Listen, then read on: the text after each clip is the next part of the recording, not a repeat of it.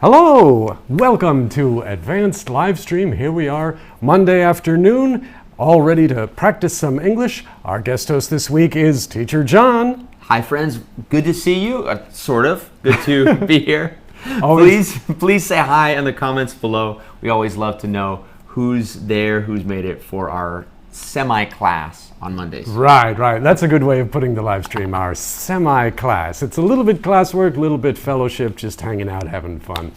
Anyway, right off the top, this week, it's kind of a special week here at ORTV. I'm sure all of you have seen the newspapers or heard it by now from someone that our founder, Doris Broom, passed away last week at the age of 98.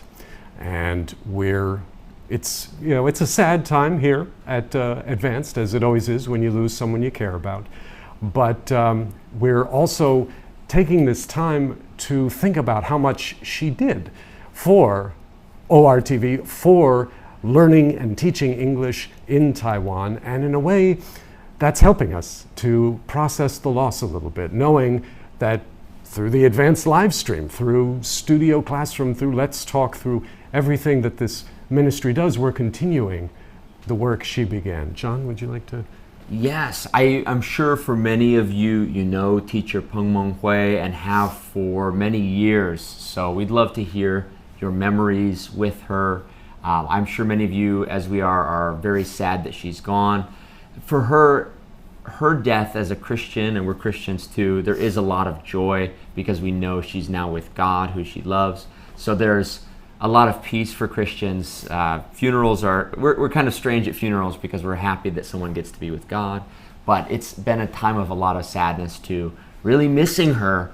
She has had just such an effect on us and on English teaching here. So please leave a comment below remembering her. We have a lot to think about this week. There will be a concert in her honor at TICC. I believe that's September 20th. The details should be coming out online in the near future, God willing. Yes, but as you say, John, it is English teaching that she was spearheading, that we are continuing to do here today. So hi, Steve. Let's get into some English teaching now.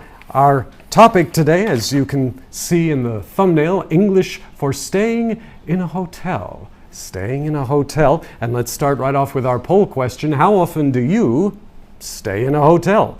Once a week? Once or twice a month, once or twice a year, or I stay with friends and family.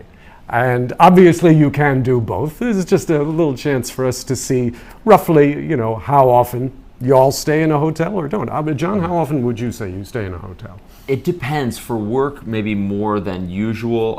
That's right, you travel a lot for the rallies when we go down Island.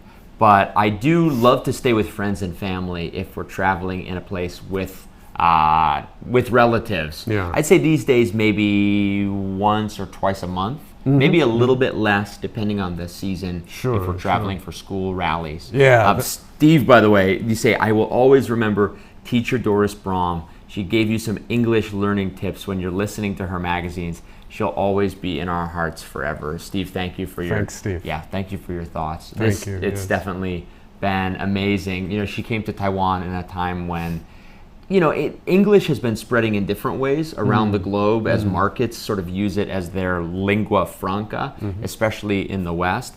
But it was pretty amazing how she brought English learning to Taiwan, and that has really helped the influence of Taiwan grow. Because people can communicate clearly with those who don't yet speak Chinese. Yes, Chinese is also a fantastically valuable language to know. But teacher Doris has bridged that gap.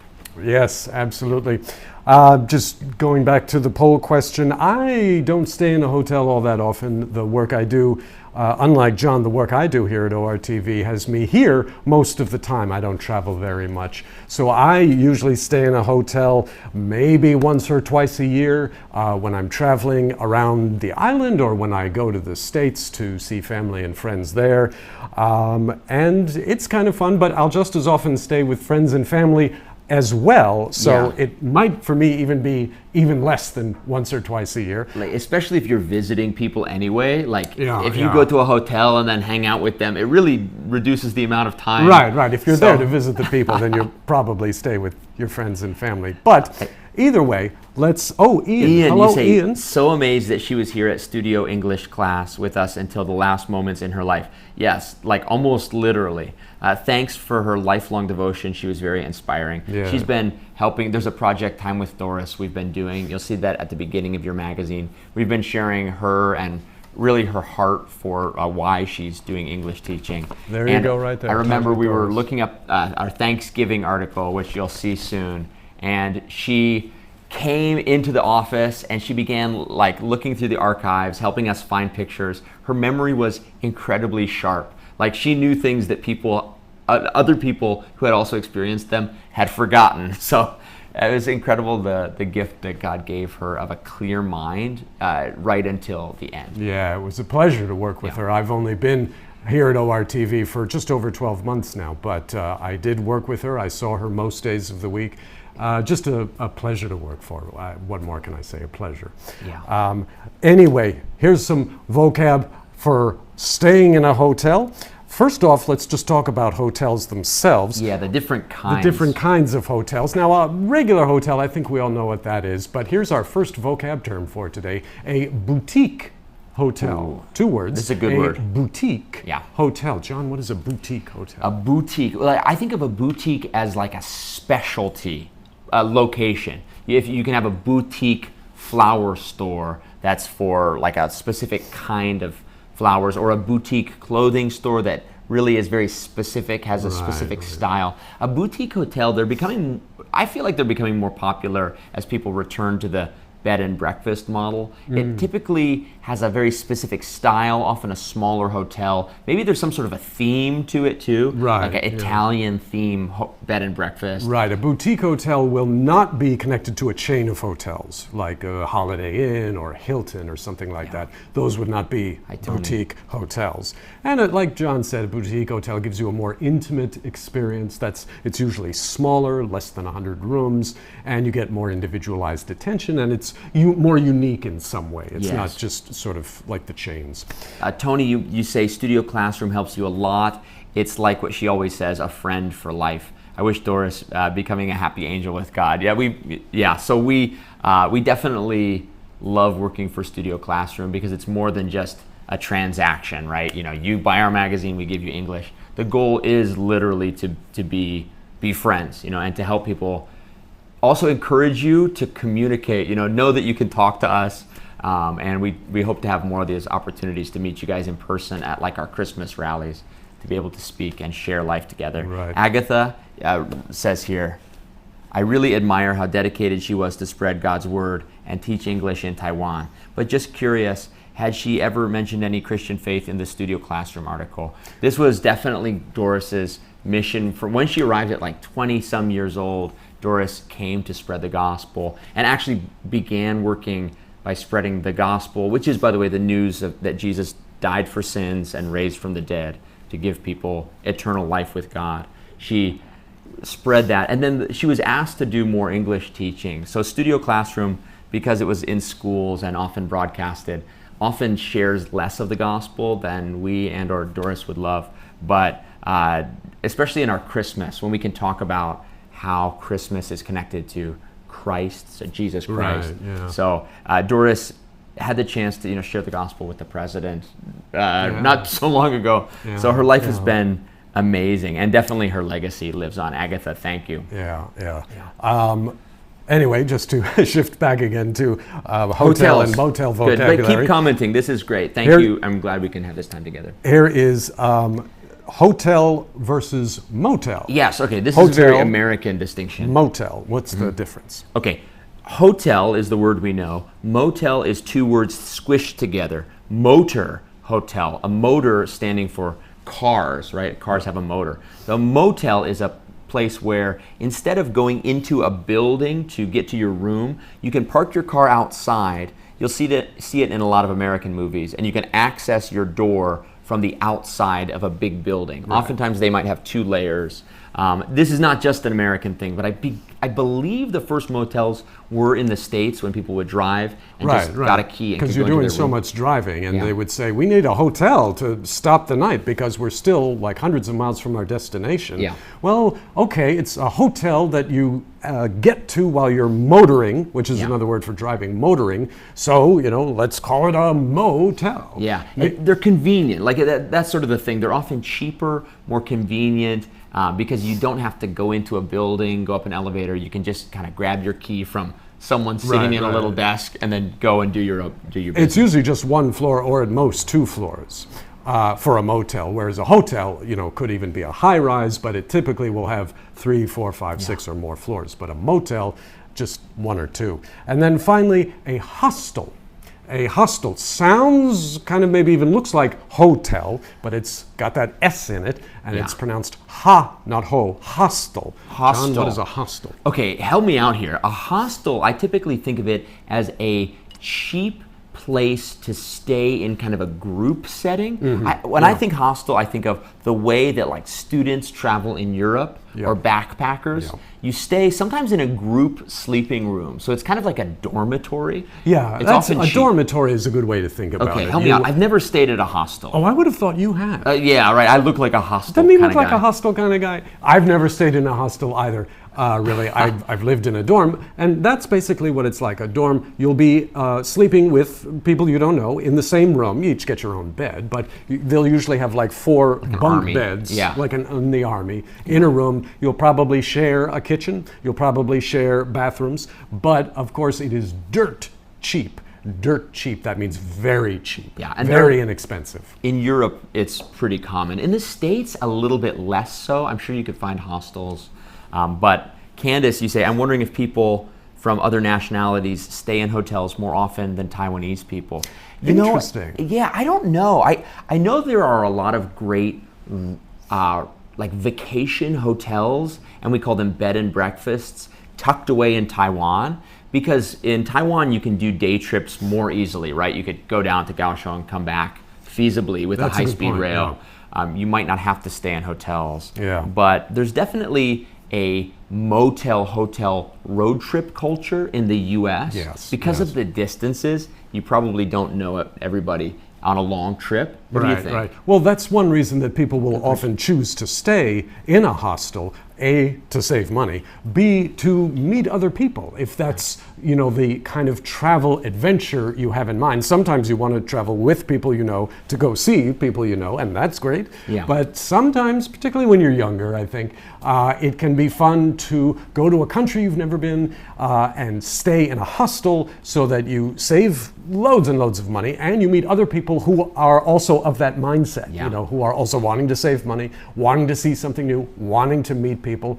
So, you know, obviously like any situation, it can go bad for those same reasons, but most of the time, there are so many hostels out there that most of the time, it's just a fun adventure. Steve, you say, I prefer staying at the hotel because I like a big bedroom spaces and a buffet restaurant to enjoy a morning view. One of my favorite things about a good hotel is the buffet in the morning. Yes. And Steve actually helps us with a good point to distinguish hostel from hotel, and that is a hostel has many fewer amenities. Yes. That's another vocab word for us. Amenities. Okay, John, what are amenities? Well, amenities are the things that are extra on the side. Sometimes we might call them conveniences, but here's the example. So the amenities at a hotel would be things like a buffet to eat, perhaps a pool or a workout room, perhaps some kind of a business center where you could use a computer. That's less common in the internet age, but some place to work, and perhaps other things like a coffee bar in the lounge. Or even in your room, like free Wi-Fi or free cable TV. Not all hotels will have that, especially motels, because again, they're trying to save you money. And obviously a hostel will have none of that. You know, I mean, a hotel, one of the basic things you have is a bathroom in your room. In a hostel, you share that bathroom with probably 4 other people. So far fewer amenities in a hostel. And for those of you joining us, we're talking about teacher Doris's passing last week. She went to be with God, died at the ripe old age of 98 years old, nearly 100 years old. And Evangeline, you say, after reading Teacher Doris's biography in my childhood, she already became my idol. Yes, she was the hero to a lot of people. She definitely is very inspiring, especially her determination to continue God's work and to press forward. So she's certainly an example of perseverance for all of us. Absolutely. We've been talking about hotels also. Yes. So back into the hotels now. When we just talked about amenities a moment ago, what things that are included with your basic room and board fare. Room meaning the room where you sleep, the bed, and board short term for meals. Yeah. To figure out what the amenities are, you want to talk to the concierge. It's important. That's a key word for staying at a hotel. Who is the concierge? And John, who is the concierge? The concierge is typically the person in charge of running the hotel. It's a French word. I actually don't know where it comes from. So the word concert can mean a musical performance, or to be in concert can be to do something together. So the concierge somehow helps people together in the hotel and runs the hotel. Right. The concierge knows the town, knows the place where the hotel is, knows good restaurants and not so good restaurants. He can get you tickets to a show. He or she is there to just make sure you have a better stay. He's not just the guy who checks in, gives you your key at the beginning when you come to the hotel. He might do that, but more importantly, he will also tell you how to have a better stay in the town or city where your hotel is located. That's right. The concierge is very important for an enjoyable stay. Right. And that leads us to a final vocabulary word here today. We're almost out of time. Amazing how the time goes by, isn't it? But anyway, after you have talked to the concierge about how to get more out of your visit at your hotel, you may want to, and this can differ from culture to culture, but in some cultures you may want to give the concierge a gratuity.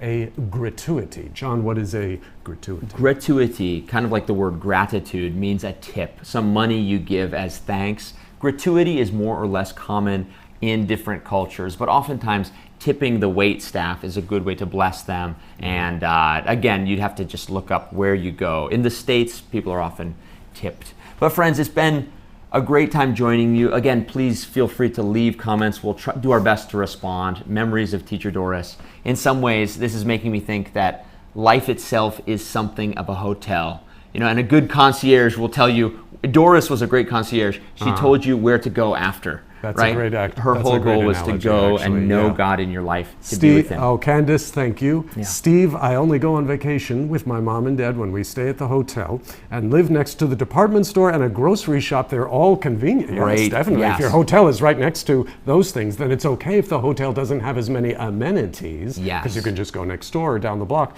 to get what you need. Yes. How do you travel? Please comment below and let us know. Yeah. Good job using your English, guys. Agatha, thank you. And someone else, Steve, again, thank you for today. Thank you, guys. Take care, everyone. We'll be back next week, same time as always, with more English vocabulary for you. Have a great week.